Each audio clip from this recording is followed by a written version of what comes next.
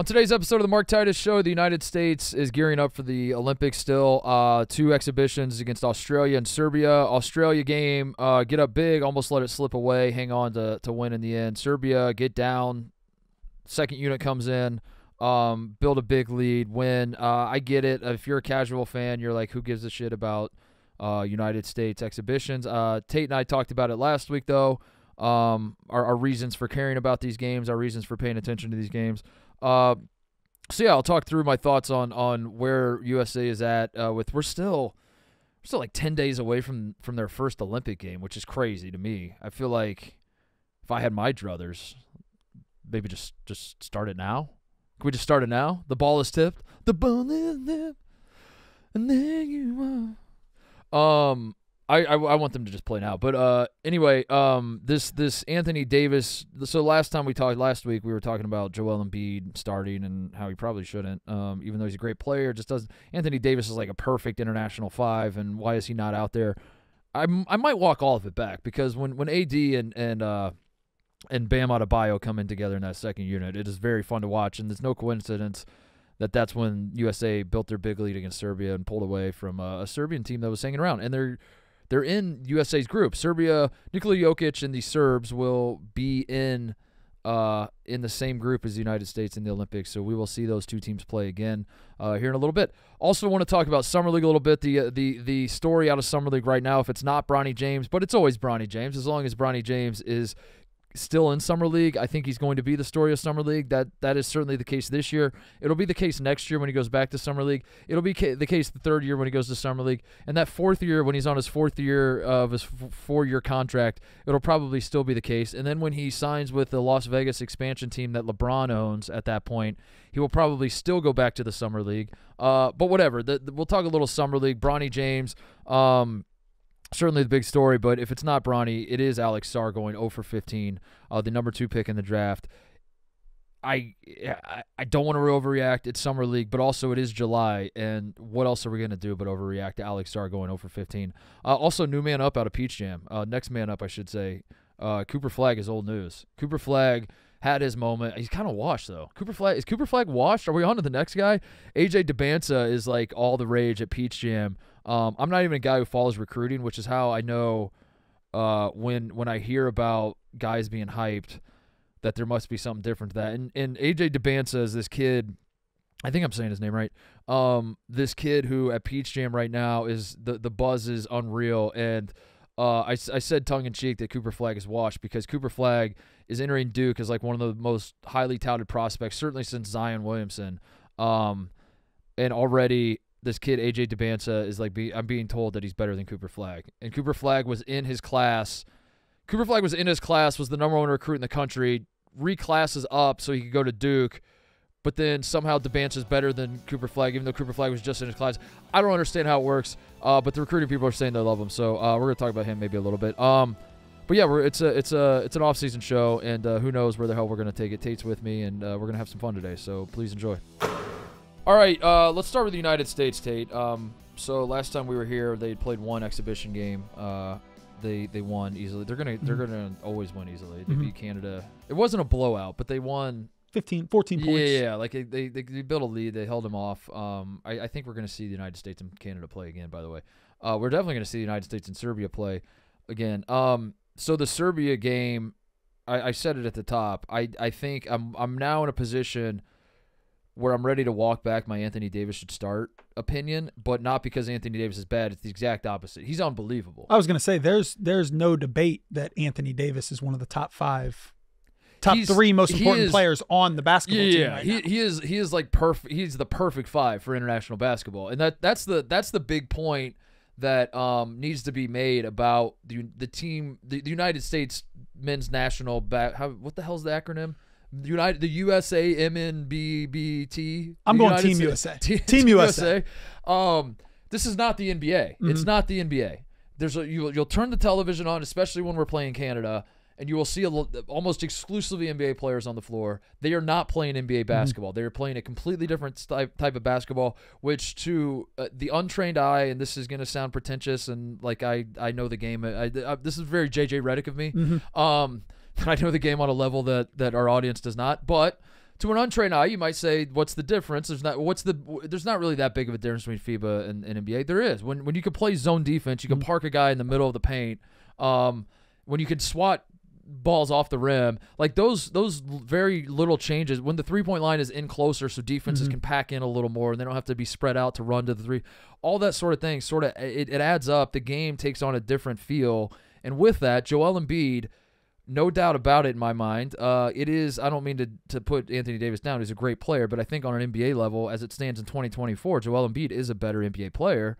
If you took our post right now, if you took our post on the team, you would go Joel Embiid, right? Anthony Davis, Bam Adebayo, right? But this is international play. This is international play, and I think Anthony Davis is very clearly better than Joel Embiid in this brand of basketball. And Bam is proven to be Bam's pretty good too. So you throw him out there. But I will say, when using them as the second unit when they come in, and I think that's the strength of the United States year after year after year, is it's not necessarily our starting five is better than everyone else's, which it is more often than not. If we're sending our best, it certainly is. I think the way we get you is just when you think like you're hanging around with our starters, and you're like, oh, we got something here. You have to go to your bench because your starters are tired. We're going to go to our bench, and guess what we're bringing off the bench? We're bringing Bam Adebayo, Anthony Edwards, Anthony Davis, which, by the way, I want Anthony Edwards to start. I'm starting to see the vision a little bit with bringing AD, bringing the Anthonys off the bench. I'm starting to see the vision because I do think that is something that like I just said, like that's where we flex our muscle as a country. Is like it's not necessarily like Serbia had the best player on the court, like in terms of overall talent. Obviously, Jokic is the best player in the world, but it's not about the top. It's about the depth of the team. So the second unit comes in, and when you're bringing in Anthony Edwards and Bam Adebayo and Anthony Davis, that's just a nightmare for offenses to try to score on. AD and Bam are they're like the perfect 4 and 5 defensively, playing off of each other, and then Anthony Edwards is a star. So I was fired up about that. Our players 6 through 12, 6 through 50, are substantially better. You're right. That's where the gap comes in. Yeah, is who we're playing. So start who you want to start. That second group has been the jolt that comes in and changes the score for us in all 3 games so far. So I like the idea. So you're saying Anthony Davis is the best, but you're bringing him off the bench because it gives us a spark? I'm saying I want him to play with Bam Adebayo specifically. I think that dynamic is awesome. And I don't think they both should start because now we're running out of starting spots. I think you can only start 5. As far as I know in FIBA, we're still only allowed to start 5. Titus, I'm going to ask you a July hypothetical here. Yeah. This is crazy to say. First 5 versus second 5. Who you got? Who we taking? Who you got? This is great. This is great July basketball content. This is what Team USA is for, though. Is like for conversations like this, because as we keep saying over and over, like we're gonna win the gold medal pretty easily, almost certainly. And if we're not, fire everybody and never let these guys put the USA jersey on again. That's how it works. But still, it's fun they're fun to watch and fun to talk about. This is a great topic. I think the starters are. As of right now, so Bron, Steph, and Embiid are the only three that have started all 3. Yeah. So, but did Tatum and Drew Holiday start? Remember, Book started the first game.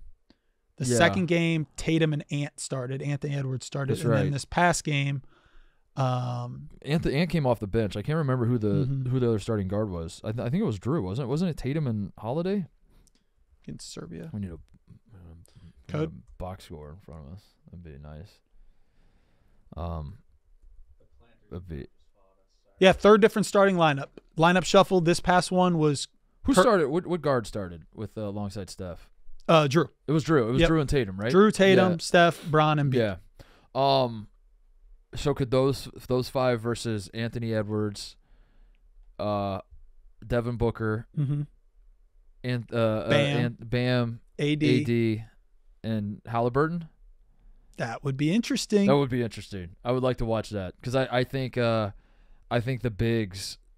I can't say enough about watching Bam Adebayo and Anthony Davis play. Like that was my big takeaway from the Serbia game. I was like, I have spent most of my life, certainly most of my career, as a dumbass talking head, a guy who talks about basketball for a living. Anytime I talk about the NBA, the part of me that's from the middle of America that hates that the franchise that I cheer for will never sign big free agents, and every time a player is good, he'll want to go to New York or Miami or LA. I fucking hate the idea that the Lakers can just snap their fingers and get anybody they want.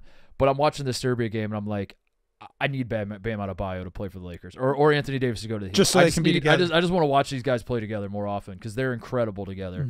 And Anthony Edwards, I think Anthony Edwards, I still think like Steph was awesome against Serbia. He like carried the load the first, certainly the from the start, but like first half or whatever. But Anthony Edwards might be the most dynamic, exciting player on the team. Like Anthony Edwards is the guy that like, and it's to me like the starters are like the legacy play. And I think when KD comes back, he's gonna start. He's definitely gonna start. I think you're gonna see Curry, LeBron, KD definitely start. And Embiid, I don't think is ever going to not start. I think you called it last time that like it's like signing a 5-star recruit and you promised him all this playing time and you can't make him your third post house and all this sort of you have to start him. So Bron, Steph, KD, Embiid, and I feel like that's the legacy play. And all those guys are good. I don't mean to say they're not, but there is to me, if you take away the legacies and you take away like I truly don't think it's a coincidence that the second unit is the unit that is pulling away. I think they play better together. I think there's less of like a feeling out and like a because the first unit, all of these guys are the best players. I mean, I said this last time and I was wrong because there are guys from the same teams on here. All these guys are the best players on their team, or they're the second best player, whatever. Right. They all have first option energy. We'll put it that way, with the exception of probably Derek White and Drew Holiday. Everybody else that's on the floor is like, I am very comfortable being a first option. I've been a first option my entire life. Right. Every so often I'll defer to maybe a teammate, but like I am the first option.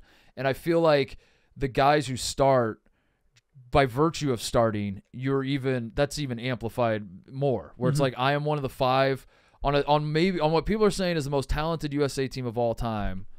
I am one of the 5 guys that has been put on this court, so therefore I have to now flex that, and that doesn't mean I have to shoot every shot or I have to. But there's like that dynamic of like LeBron's trying to make the extra pass and like Steph is trying to be a little. Again, I don't mean selfish, but he's just like putting on his show, and he's hit like he was scoring well. And B's like, I got to show that I'm worth something. Like all these guys are trying to demonstrate it, and I feel like the second unit doesn't give a fuck, and they're just kind of playing ball. There's something humbling. I don't even know if humbling's the right word because they're all still like we're not looking at Anthony Davis and Anthony Edwards and being like you're a scrub. But there's something humbling about coming off the bench. Yeah. Like you are not the man.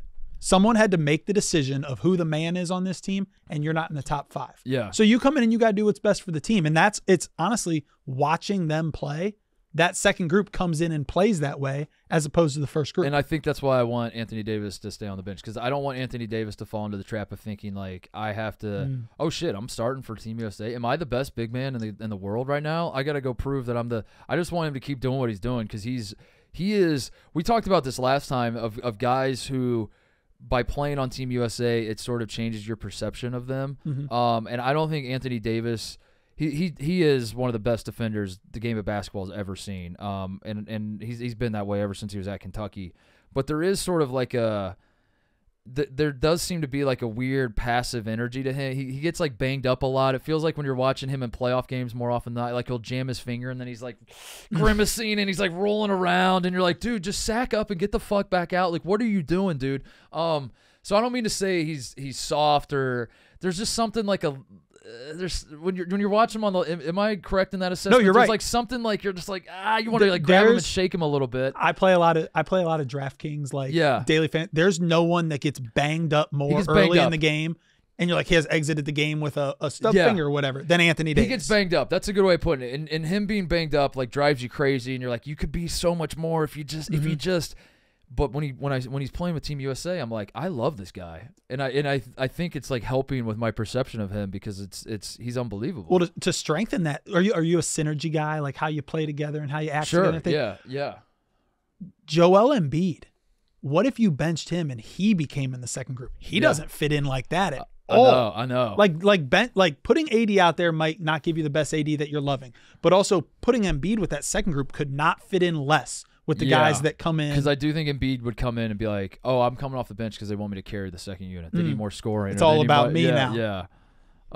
I like Joel Embiid, by the way. I think he's a funny personality. I just kind of watching him play, it's impossible to not just be driven crazy. That's all it is. I think he's I'm rooting for him, I'll put it that way. And anytime I make jokes at his expense, I'm doing so only because the product that he's putting out as a basketball player upsets me at times. But like, I do think he's a very funny dude, and I do think that like him being on team, I don't have a problem with. I don't think he's a ring chaser. I don't think he's. I commend like the man a little bit. I think he's like, he was shit posting on Twitter when he was at Kansas. I remember him doing that. I followed Joel Embiid. I'm a Joel Embiid Twitter hipster. I followed him on Twitter when he had like 3,000 followers and everyone thought it was a fake account, and he was like a 5-star recruit at Kansas. Wow. Because he would tweet the most just absurd shit, and it was so funny, and everyone was like, this is obviously a parody. And then he gets drafted, and like his agency was like, yeah, that's his Twitter. And everyone's crazy. Like, wait, that was real?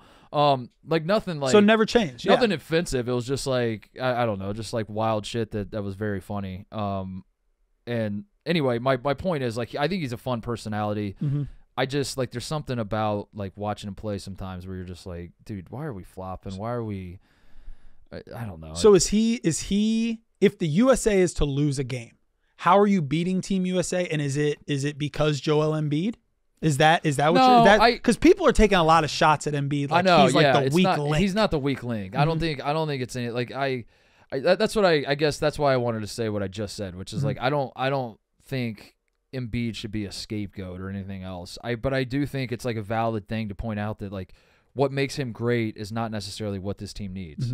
I do think that that's a valid thing to say, but I also think I also think people can get carried away, and like before you know it, it's a runaway train, and all of a sudden we're talking about Joel Embiid like he's a scrub. He's not like a MVP caliber player. So no, I think you beat Team USA the same way every Team USA loses, which is what I said at the top. Like, you get them playing NBA basketball in a FIBA setting, and they're playing ISO ball, and it's a lot of my turn, and it's a lot of guys that average 20 plus in the league, and no one's like really sat them down and did the math and was like, listen, dudes, we got 12 of you on the team. I know you all think you're going to average 20. If that was the case, we would average as a team 240 points a game, and that's just simply not going to happen.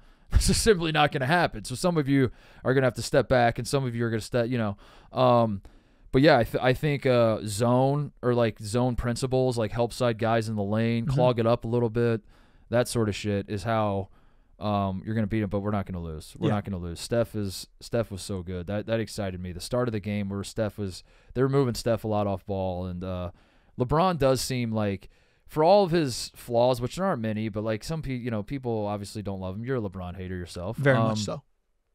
He is a guy who, in the words of Rick Pitino, doesn't cheat the game. Now, Rick Pitino, you might remember, got fired from Louisville, and there were various scandals that sent him packing. Cheated the game. Yeah, and as he went on his tour, he was like, listen, I may have cheated on my wife. I may have cheated the rules of the NCAA. One thing I never cheated. I never cheated the game of basketball. The sport of basketball. You could go check the tapes. I never cheated the sport of basketball. That's sacred to me. And he would always play that. Like, I love that. I was watching. I was like, yeah, dude, fuck yeah. Great Rick, point. you never cheat the game. He doesn't cheat the game. And LeBron, I do think he has an appreciation for the moment. He has appreciation for he does very much respect Team USA. He respects like he's not out there as a legacy play. He's out there to like be a I truly believe this, and you can roll your eyes all you want, those of you watching and listening. I truly believe that he's like, I want to be a servant to this institution that is Team USA basketball, do my part, and then we'll pass it on to the next guy. And with that, I love the role that he plays on the team, and I think that's why we're not going to lose. I think him and Steph and KD, just like as long as KD plays, like there's no chance we're losing. Yeah, I agree with you. I will give LeBron a compliment. He is like, if you just watch the off the court stuff, on the court as well, he's making the right plays. He does a good job, all that.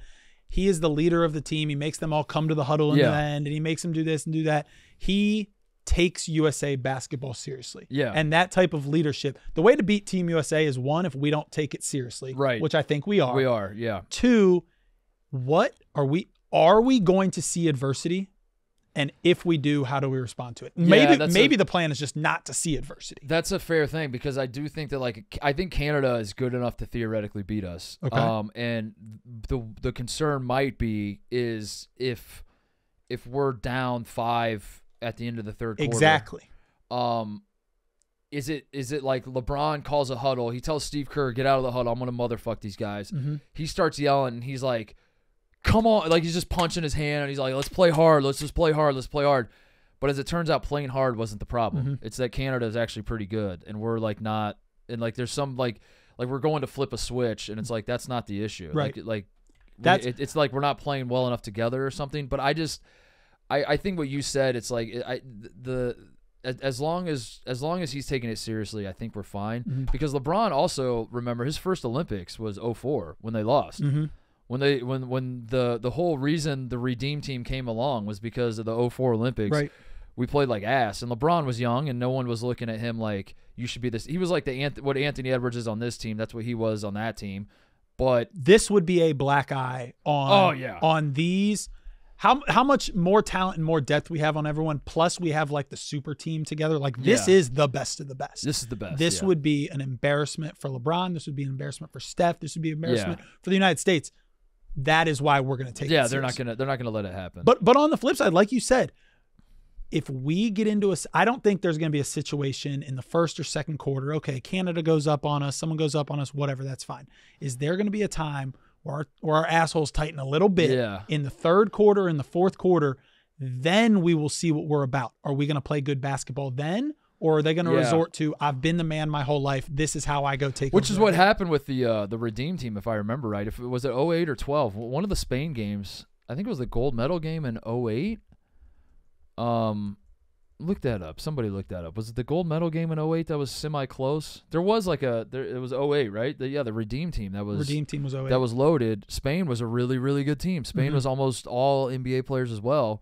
And the gold medal game was like, it's time to step up, and I think Kobe was the one that took over, which is why I think LeBron's on his Kobe shit right now, and he's like, this is my last go. I'm the leader of this whole thing. For a lot of guys in the past, the Olympics has just been like a legacy play where it's like, I'm going to check that box and collect my gold medal and then, just move on with my life. I'm not on that shit. We're here to like take this very, very seriously. And that's what Kobe was. And I think that's what LeBron will be for this team. So I think they'll be fine. I will say though, my last note on Team USA, cause we don't need to, we still have 10 days. We still got 10 days multiple exhibitions before the Olympics even start. But, I like the idea, and I see how it happens. And if this was a video game, this is what I would do. But I kind of hate that we're doing platoons. I do hate that. Like, I hate platoons. I'll put it that way. I hate a platoon system for a basketball team. But I also admit that like if I was playing a video game, I'd probably do it that way maybe, or like it makes sense to get everybody involved in that way. Why do you think we're going platoons? You think it's because we're trying not to hurt feelings? You're thinking because player number 10 is actually the best player on his team, or do you think that we really think 5 in, 5 out, such like that is the move? I think if you ask Steve Kerr in private and like got the truth behind it, he would say like that he does, like the whole thing for him is probably building the chemistry, and the more you like mix up the lineups, the more the dynamics will change, and the more it's like, oh shit, I got Derek White and Drew Holiday and Tyrese Halliburton out there, which all three of them are looking to facilitate, and we don't have enough scoring. Shit, I fucked that. Like, and if you're like haphazardly or like throwing guys in or like tinkering with stuff in that way, you might get the chemistry wrong. So I think it feels like he's trying to find his two units, and then he knows both of them work. And just when these guys get tired, we'll bring in these guys. And he's not doing like mass subs, right? Quite like that, but it does feel very platoony. He's creating rosters within the roster of who he wants doing what. And I just get flashbacks to John Calipari, and I hate it. And I'll never forget watching that 2015 Kentucky team lose to Wisconsin, and I'm just screaming from press row in Indianapolis. I'm just like, your hubris did this, John. Your hubris did this. If you just would have put out if John Calipari would have coached the 2015 Kentucky team like it was any other team, and not try to get the Harrison twins drafted, and fucking like he just had this dream that like, I'm gonna go not only am I gonna go undefeated, I'm going to get 12 guys off this roster drafted. And that's what cost him, because I think if he would have just played his guys, he was playing Devin Booker 19 minutes a game that year.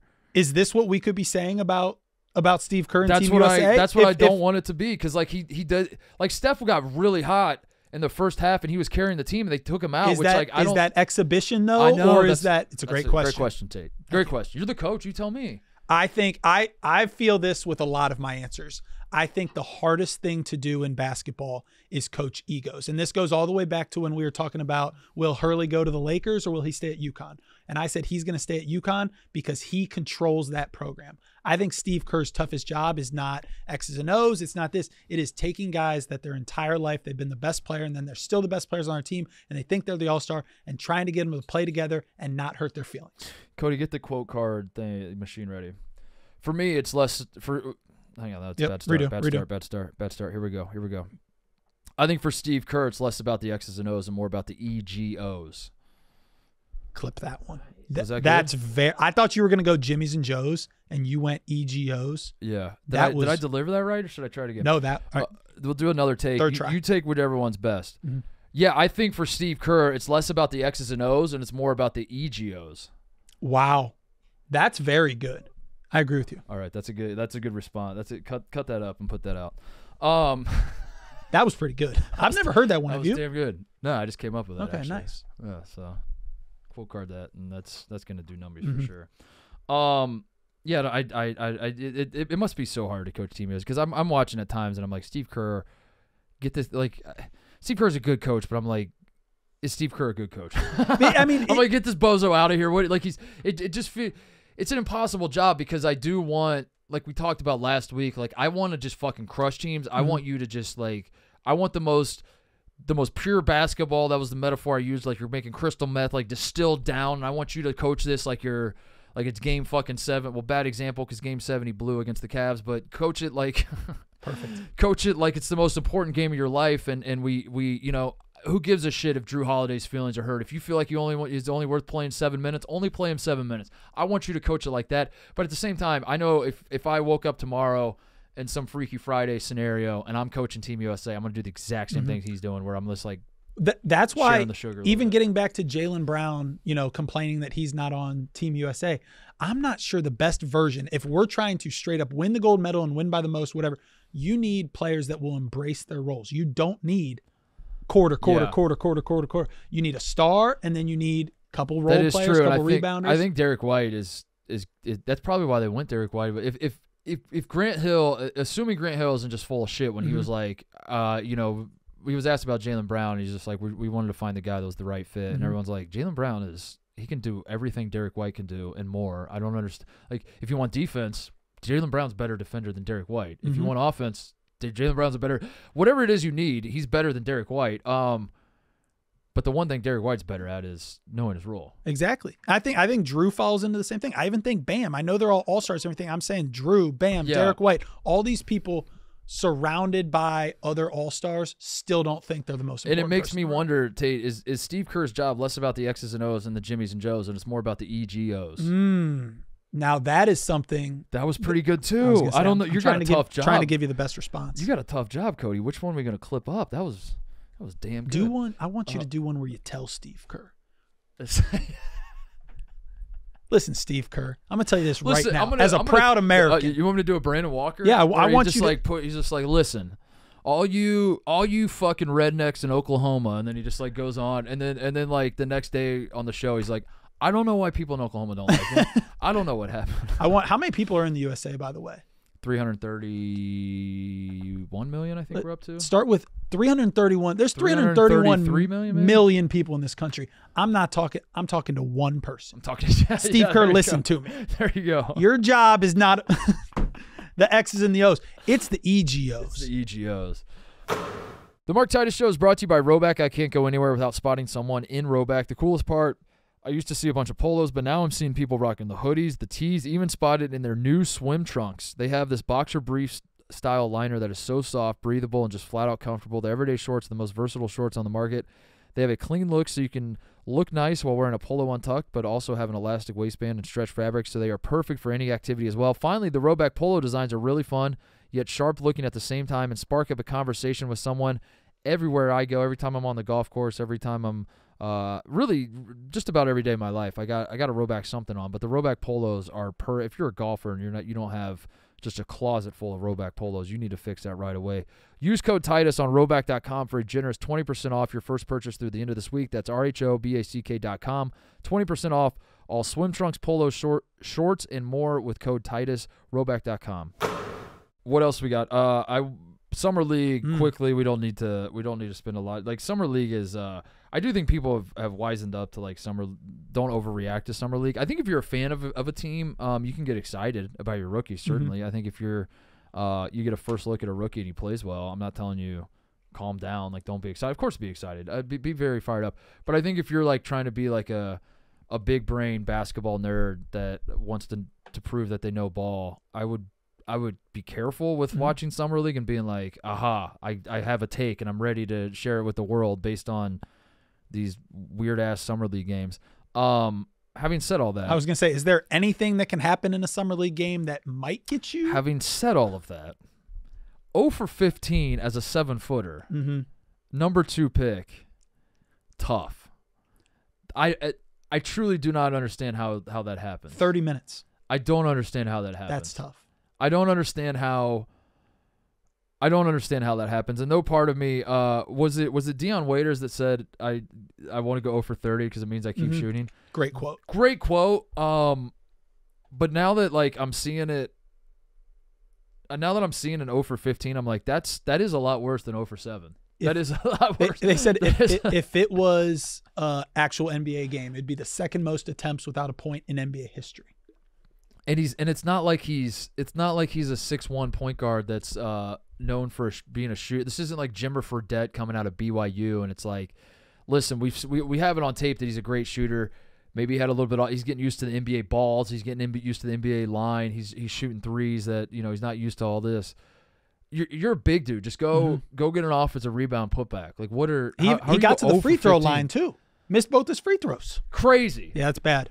That's bad. And coming out of a draft that everyone calls historically weak, and the one thing we know about Alex Sarr, which is, and I do mean literally one thing. The only thing that anybody knows about Alex Sarr is that he did not want to be drafted by the Atlanta Hawks. He purposely was like, I'm not going to work out for you. I want to go to D.C., which is red flag number one. One, that you don't want to be the number one guy. Two, that you say, you know what franchise I want to play for? The Washington Wizards. Sign me up for that. That's what I want. The Hawks are off the hot seat, though. They didn't have to draft this guy. Yeah, right. They're saying thank you. This is a blessing in disguise. They're in hog heaven with Zachary Resusher. But we're not writing him off, right? Yeah. I'm not writing him off. Alex Sarr? No.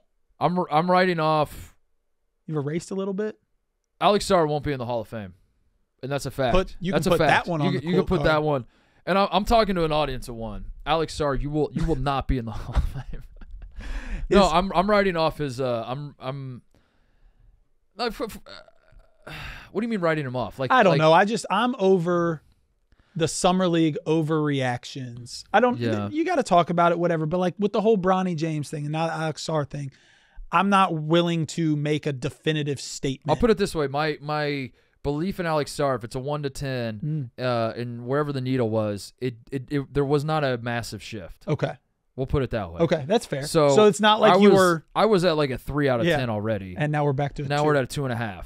Fair enough. Like I'm kind of writing him off, but I was already writing him off. He's already over 50. One on the page. It wasn't like I was like, oh yeah, he's gonna be really. Oh shit, never mind. I was like, nah, I don't really think he's gonna be there. It cracks me up that like some of these guys are still in summer league. By the way, like Pajemski on Golden State, like what is he doing there? No clue. Why is he there? Why is Jaquez playing in these summer league games? Brandon Miller's I saw who him makes playing that a game. call? Do they ask you? Can you say no? I will say that like summer league has become less about the basketball on the court and it's more about for the GMs and shit. It's like a GM summit, but then it's kind of a fan summit too. But like a lot of the like veteran NBA players go because it's Vegas and they just want to be around. It's like a brotherhood, yeah. So I wonder if like the younger guys think like if I want to go and if I'm going to go, I might as well get some reps and I'm still young and so maybe it is coming from them, but it is like laughable to watch like Jaime Jaquez out on a court with like dudes that are grinding trying to get like a 10-day. Right. And Makes Jaime no Jaquez sense. is like, watch this, just dominating like a man amongst boys. But yeah, that's about all I have on summer league. No Bronny I haven't comment? watched as much as I as I usually do. Bronny hit a 3.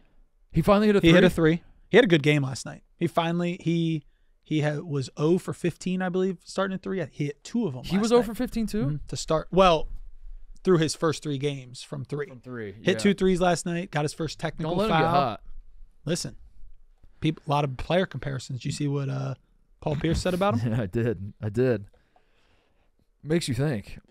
Maybe, coming off the heels of Jaylen Brown winning Finals MVP is Bronny James on a Jaylen Brown path. You want to start slow in Summer League. That's how all the greats do it. Yeah. I'm getting I don't want to talk about Bronny James, but I do want to talk about the conversation around Bronny James, which is a way to say that I'm not going to eat the Bronny James trash, but I still want to eat the trash. Yeah. I still want to eat the trash. Commenting on the commentary. I'm going to go crazy if the people that are like, why are we talking so much about the number 55 overall pick? No one's ever cared. Like that seems to be a point that there is like a large contingent of basketball fans. It's like, who gives a shit? Why are we talking about this so much? This kid was drafted 55th. We never talk about the 55th pick ever. Why is this so important? And to that I say, we're talking about this because it continues to be demonstrated that he is nowhere close to an NBA caliber player. Like, why would we not talk about this? We talk about this because this is the first time. This really is. This is the first time in the history of the NBA that one player has used the leverage to get his son drafted into the league, who is very much not ready to be an NBA player. Of course, that's worth talking about.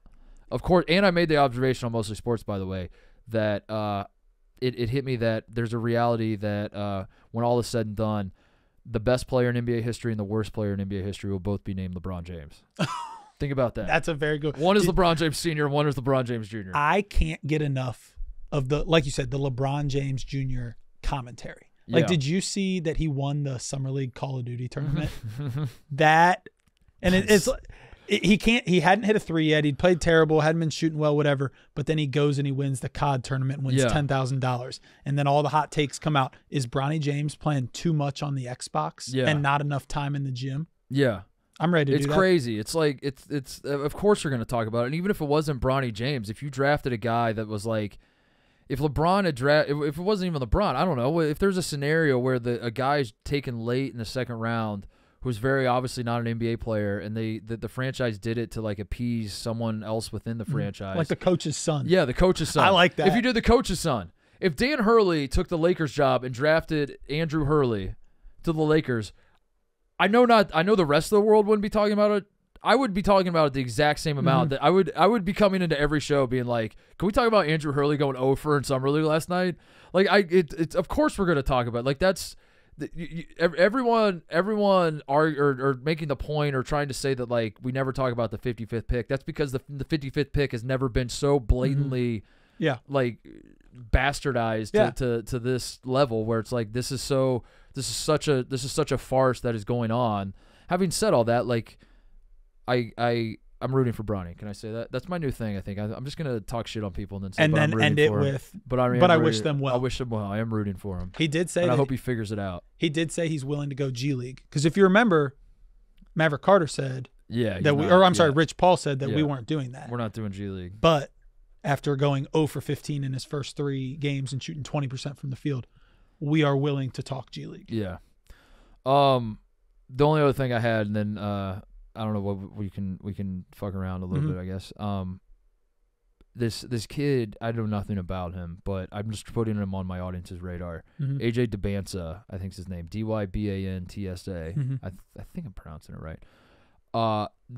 As far as I know, and I know little, I think he's from Massachusetts and he's going to school in Utah right now. I think he's in like some prep school in Utah. He's at Utah Prep. Yep. Utah Prep. Yeah, there we go. He is so Peach Jam's going on right now, and Peach Jam, as you might know, I'm sure you do, but others might not. Peach Jam, once upon a time, this is after I came out of high school, but like in the last 10, 15 years or so, Peach Jam became the premier summer tournament for AAU for high school prospects, and it became such a big deal because it was often like a place to secure commitments. It was a place where where offers are being made because you have your eye on a guy and you're not really sure if he's going to be that good, but then you see him at Peach Jam against other high caliber guys, and you make it attracts all the biggest coaches in the country, all the biggest assistant coaches. Everybody just descends upon Georgia, and it's like this is the biggest weekend in college basketball recruiting because everybody's at Peach Jam. It's not that big of a deal anymore. Transfer portal has kind of ruined that aspect of college basketball. Recruiting doesn't matter as much, but the one silver lining of that, of like recruiting not mattering, is that when there is a recruit that breaks through, he breaks through in a big way. Where like what I'm saying is like now I as a guy who isn't locked in on recruiting, I do feel like I hear more names coming out of high school because instead of having this massive pot of players and it's like I got to know the top 200 guys because they're all being divvied up evenly across like all the blue bloods and all the top programs, you just kind of take the top 10, say. Right. And those are the ones that matter the most because the rest are coming from the portal and stuff. And with that, the big chatter out of Peach Jam is that AJ Dybantsa is next man up, and that like I've seen multiple sources are reporting. We'll put it that way. But I've seen like these recruiting services and all that talking about how he's better than Cooper Flagg, and I fucking love it, Tate, because it just that keeps me coming back to the trough, dude, over and over and over. Feed me the slop, feed me the recruiting slop. I need to hear about a generational prospect every single year. We missed it this year. Somehow Somehow a generation is like 15 to 20 years, and a generational prospect comes along every single year. But I don't know the math on that one. But AJ Dybantsa, next man up. And the note I had too was that I saw that BYU is apparently the leader in the clubhouse, and I find that fascinating. So let me say this: there's nothing I hate more than like rankings that start in like 6th, 7th, 8th, 9th grade. Yeah. However, with that being said, I can't get enough that the story this time last week was like, should Cooper Flagg be on the men's U.S. team? Yeah. Like, is he the deserving person? Is he going to be the player of the year next year, go #1 overall, and be more dominant than Zion, blah, blah, blah. 1 week later, and we've got a kid who hasn't even I think he's supposed to be a junior in high school, reclassified. Cooper Flagg's old news. He's old news. He's washed. He's past his prime. He's damaged goods. But to say all that and Cooper Flagg be a Duke commit, like Cooper Flagg is going to do what the traditional #1 player in the country, live that life. If AJ Dybantsa goes to BYU, yeah, like what is that? What's the meme where they're like, you know, the Army, you got Army Man, clown. Here's he's got UConn, Kentucky, Duke, North Carolina, Alabama, Washington, and BYU. That's where AJ Dybantsa is going. Well, they're talking like BYU's the favorite. I don't know his leanings, we'll say. So like I don't know how much the Mormon part of BYU plays into it. That BYU does have that advantage. If you're of that faith, BYU certainly has the inner track on recruits, I would say. Being in, maybe it's a Utah prep thing, like he loves being out there, maybe it's that. But I know very little about this guy, but I just love that when I learn about recruits, it's always I buy into the hype because I don't actively try to not know about these guys, but like I think that if it's getting to me, then that must mean that this guy's good, is what I'm saying. So like the fact that I'm hearing all this AJ Dybantsa hype has me fired up. And like you just said, we were just talking about Cooper Flagg, like he should be on the men's team, the fucking, and he has not, the most talented basketball team. He hasn't dribbled the ball one time in a college basketball game right now. And he's already 17 years old. Overpassed. Yeah, and I was looking up, Matt Norlander wrote an article for CBS. Cooper Flagg might be great at Duke, but the best part for college hoops is AJ Dybantsa could be even better. I love that. And again, I'm not here to say Matt Norlander is wrong. I have no idea. I'm here to tell you I'm eating the slop. I'm here to tell you that like if the #1 recruit in the country we have Cooper Flagg, who's the best recruit since Zion Williamson, and there's a kid who's better than Cooper Flagg, and he might be going to BYU. On the heels of Cannon Ketchin's going to BYU, by the way, who I was a 5-star committed to. He's from my high school. Was a 5-star committed to Purdue, decommitted, and went to BYU. BYU might be a player. BYU might have some deep bags. I was gonna say, do they have a bag like that? They might have a bag like that. I know that I don't hired know. the Suns assistant, I think. So you got some NBA style coaching. Cody, Google does BYU have a bag like that, and then just hit enter and tell me what the top result is. It just says backpacks. Okay, that doesn't help. When Joseph Smith started the Mormon religion, that didn't help was he at all. carrying I a don't know why I bag? thought that would work. I don't know why I thought like the AI, the AI generated answer would just be like, hell yeah, they do. Or something. You know when maybe that would happen. the Latter-day Saints like go door to door and like knock and stuff. What do they? I don't really. What do they? Are they asking for money or are they asking?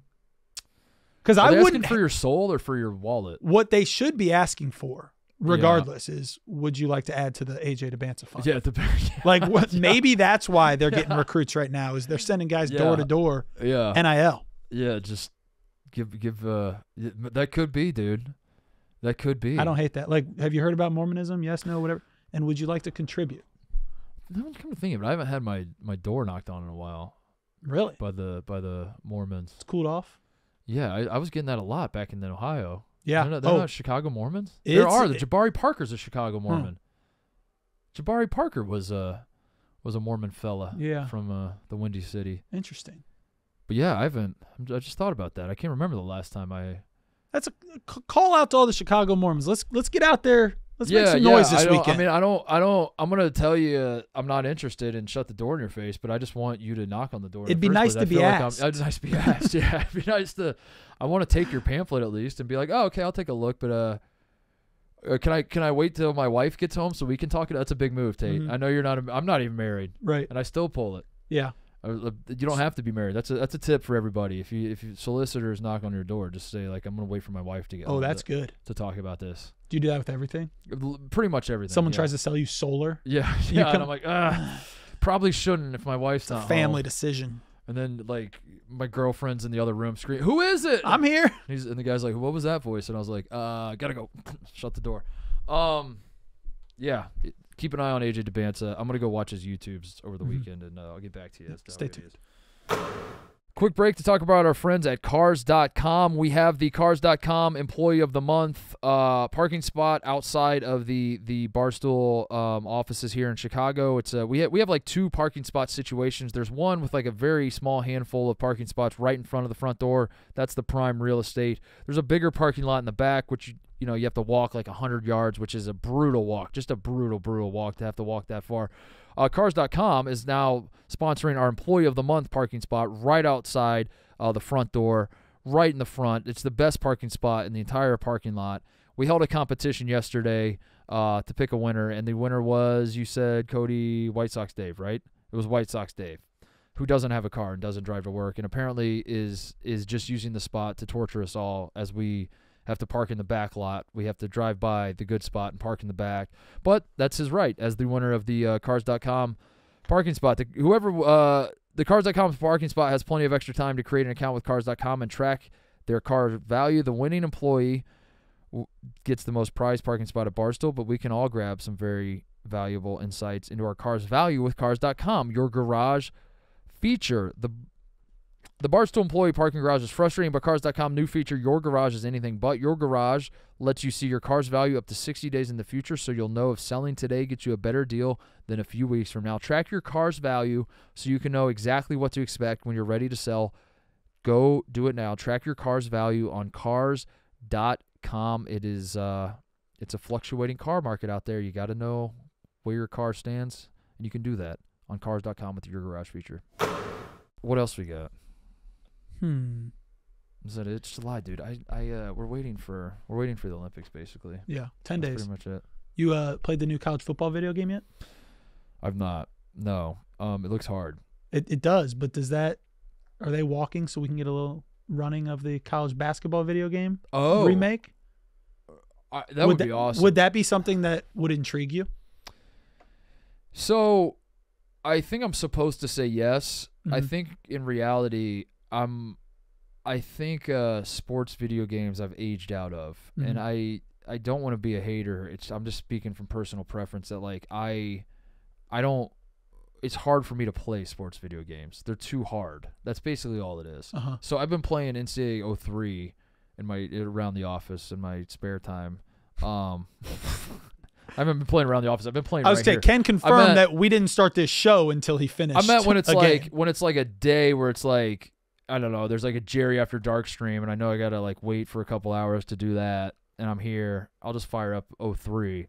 And the reason I like that one is because it's pretty straightforward. You hold down the sprint button, you run straight, all that sort of thing.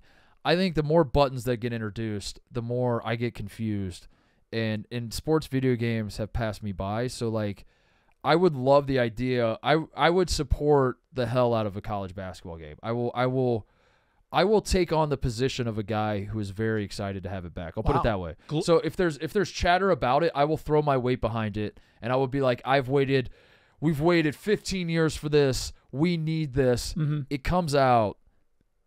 I don't know if I'm really playing. You're like I don't know how much you're an ambassador of the I'll be game. an ambassador though. I would use my platform for the greater good. But you're not going to like live stream being playing every night. I might actually. I would do it for content, but like when I go home, I would not buy. I probably wouldn't really play it. But that's less because I don't think it'd be good or I'm not interested in it. More because I know I suck in doing things.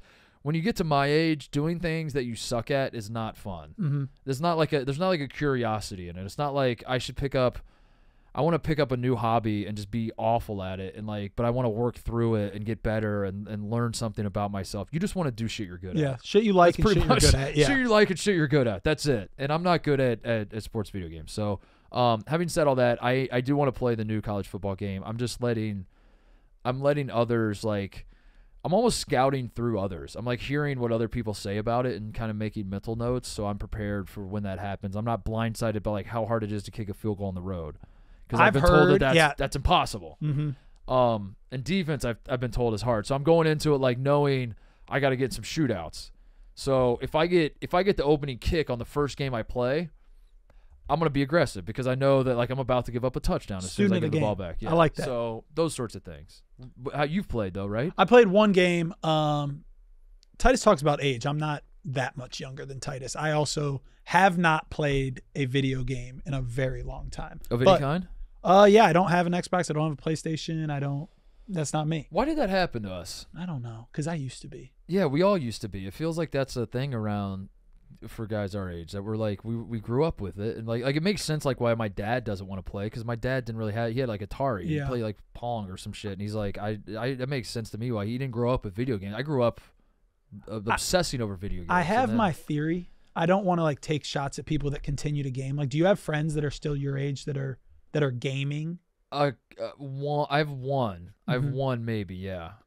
I just feel like at some point in your life, you need to make a choice of when you have free time. Do you want to get better at your current career? Do you want to spend it with friends and family? Do you want to or do you want to play video games?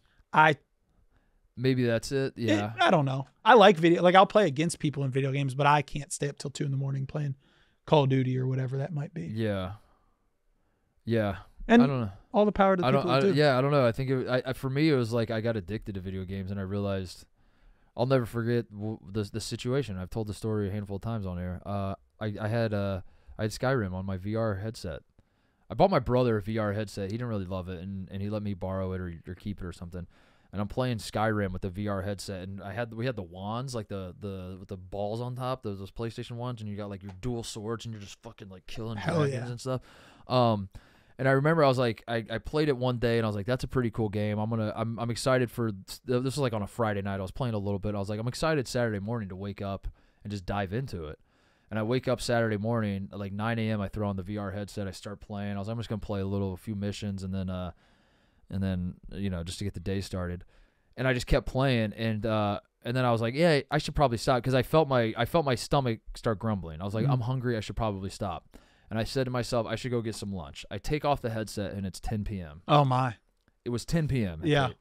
From 9 a.m. to 10 p.m. I didn't piss. I didn't drink it. Read water. I didn't do anything. I was in this VR headset, and I quit cold turkey. That's like, I didn't like. I'm not like completely sober from video game. Where it's like I can't play any video game. Like I'll dabble here and there. But at that point, I was like, I have a problem. I'm putting this away. I'll never do this again. That's an interesting story. So you gotta look in the mirror after that. I'm worried about the college football game doing that to me, but it's hard. If it's hard and I suck, I'll just be like, this is stupid. I don't want to play this. So anyway, we'll figure it out. But all right, this was good. We'll do that. Let's just keep this going. Let's just do this next week. Same time next week. Does that work? So the Olympics start in 10 days, July 27th, I think, or 9 days. What's today? The 18th. We're recording this on the 18th. Mm-hmm.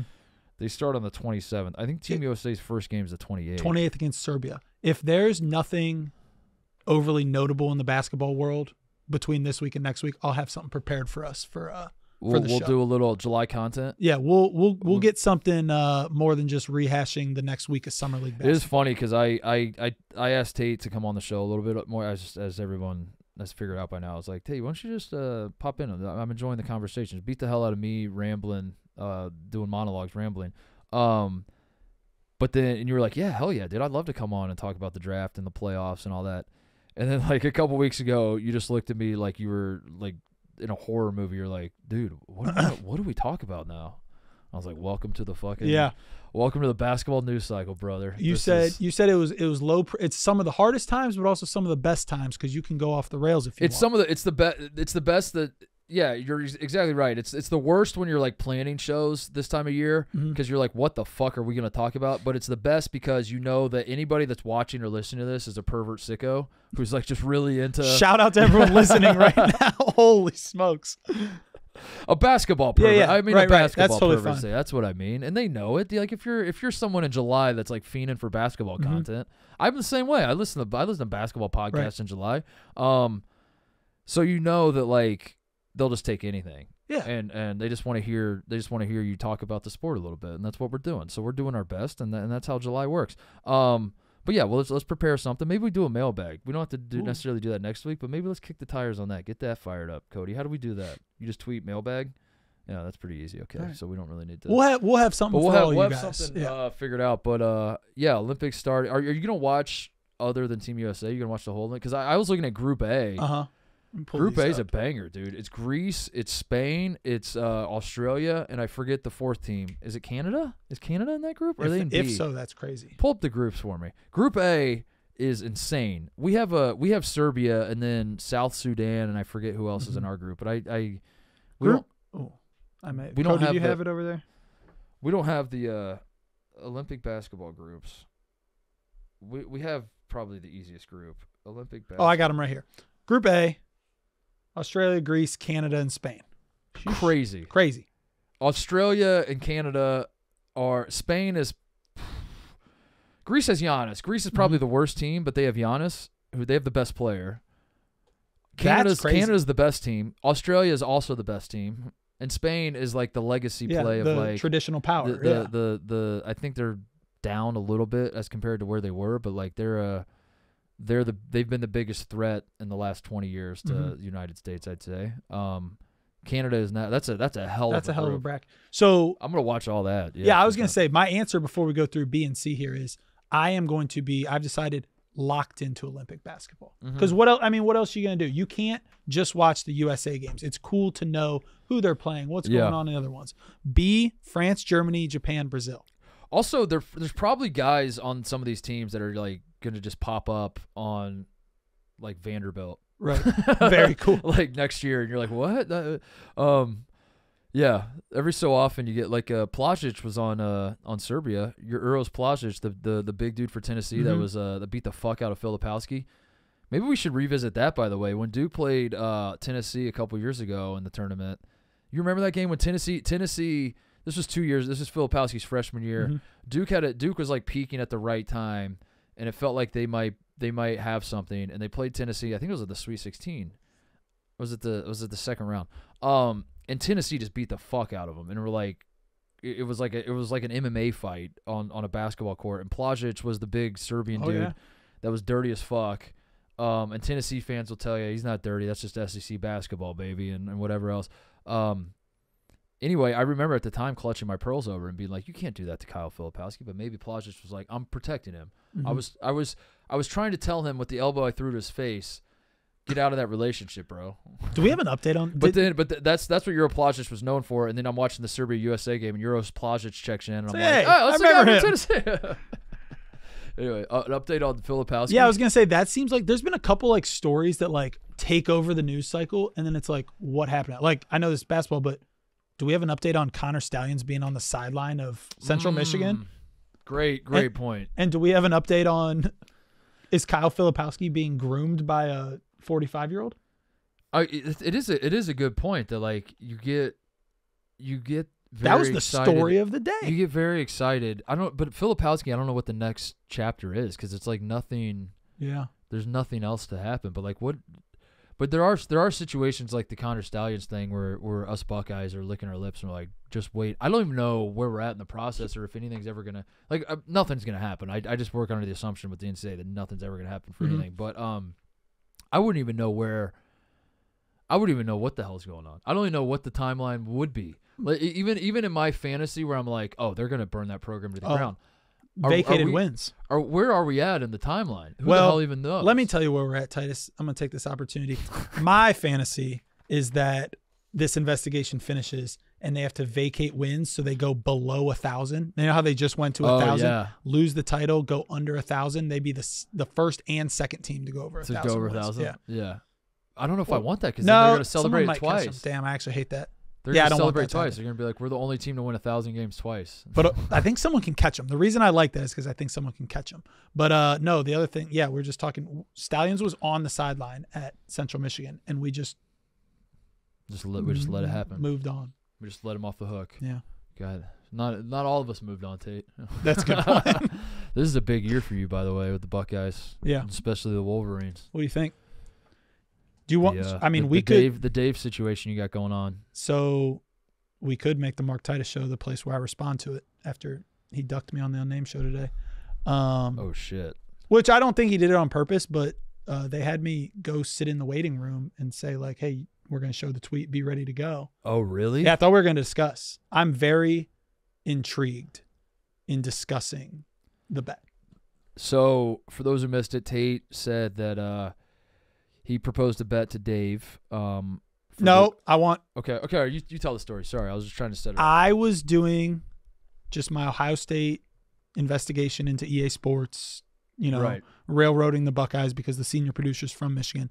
And Dave quote tweeted my tweet and basically said, like, we own you. Like, this is all right. I don't even consider you a rival anymore.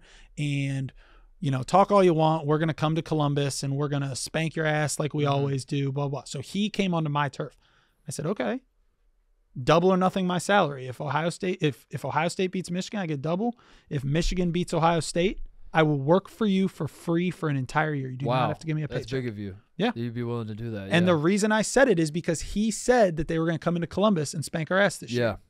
Well, so he obviously took the bet because they're going to spank the ass, and then he could save a lot of money that way, right? You would think so. It's because he's so confident. Yeah. And then today on the Unnamed show, he said that he backtracked. He backpedaled like crazy and said that he wants to add a wrinkle, which is he'll double my salary for a year, or I have to work for free for the rest of my life.